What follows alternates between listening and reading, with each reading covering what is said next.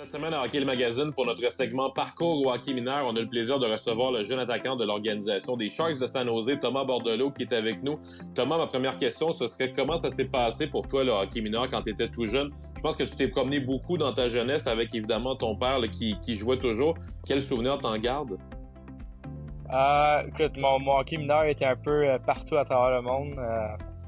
Tu sais, j'ai commencé à jouer au hockey, j'avais 2 ans, puis j'étais en Suisse avec mon père qui jouait au hockey là-bas. Fait que de 2 ans à 10 ans, mon hockey mineur, c'est en Suisse.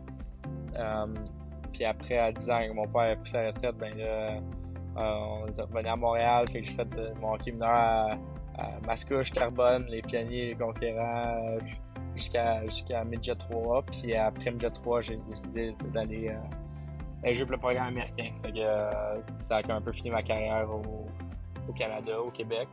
Ça a commencé mon chemin aux États-Unis qui a été après Michigan. Puis après maintenant la Ligue nationale, la Ligue américaine. Fait que c'est un peu partout. Je me suis promené dans la vie. Ça a dû être une super expérience de pouvoir voyager autant. Je suis certain que tu en gardes des souvenirs incroyables de ces années-là. Ouais, pour moi, ça a vraiment été une expérience inoubliable. Là. Je me sens vraiment choyé d'avoir pu vivre ça. Puis c'est des petites affaires, tu sais, c'était juste jouer des tournois avec, t'avais 8 games par jour. Puis c'était des games side to side, tu sais, bande à bande.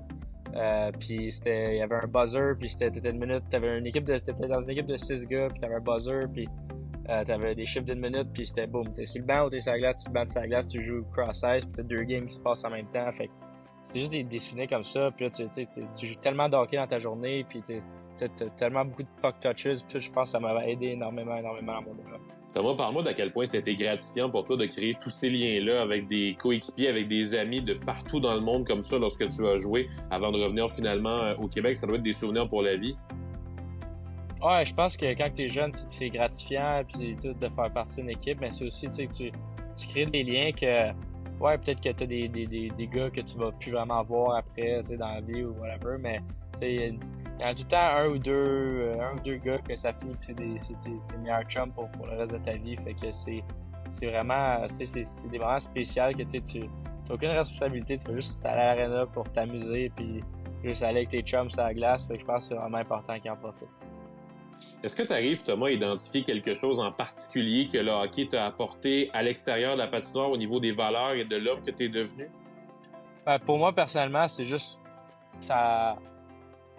Toutes mes expériences, on dirait que ça m'a beaucoup aidé à juste avoir tellement vu de tout, puis avoir tellement avoir vu le hockey d'impact sur différentes cultures, puis différents mondes, différentes personnes différentes, puis on dirait que ça m'a juste comme montré à quel point le hockey c'est plus gros que moi-même, puis ça m'a juste donné la piqûre de tout le temps vouloir jouer, puis on dirait puis un peu le feu sacré un peu de juste tout vouloir faire ça de ma vie, puis vouloir dédier ma vie à ça. Fait que je pense que c'est ça dans le fond qui m'a donné le plus d'impact sur ma carrière, d'avoir vu autant de hockey, puis d'avoir pu expérimenter tout ça.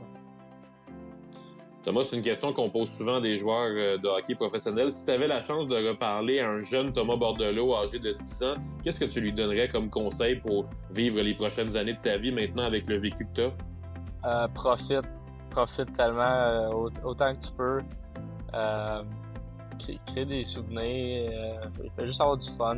Comme vraiment rendre le hockey le fun parce que plus longtemps que c'est le fun, le plus le plus que tu vas te développer, puis le plus que tu vas devenir bon, parce que tu vas aimer ce que tu fais, puis tu vas arriver chez vous, puis ça va te tenter de shooter des pucks à la place de faire quelque chose d'autre, puis juste vraiment essayer de tomber en amour le plus possible avec le sport, vu que c'est vraiment plus gros que juste un joueur. Puis tu sais, de pas juste tu sais, il y a un saying que c'est le père au Hughes qui m'avait dit quand j'étais plus petit, c'était don't love the game, live the game. C'est juste que si tu veux être bon, faut pas juste que tu aimes le sport, faut que tu le vives. Fait que essaie de le faire plus que tu peux. En terminant, Thomas, est-ce que tu arrives à identifier un moment en particulier qui t'a marqué davantage que tous les autres dans ton parcours au hockey mineur? Tellement, tu sais, c'est juste en choisir un, là. Je pourrais pas vraiment dire juste un moment qui m'a marqué, tu sais, le hockey en Suisse en est un gros, évidemment, là, pour moi, la NTDP, je considère encore ça un peu comme un hockey mineur. Fait que, le NTDP, ça a été gros pour moi. Puis oui, tournoi plus le Québec, faire déjà 3 à 14 ans. C'était des gros steps pour moi que j'ai pris. Tournoi plus le Québec, j'ai eu un gros tournoi.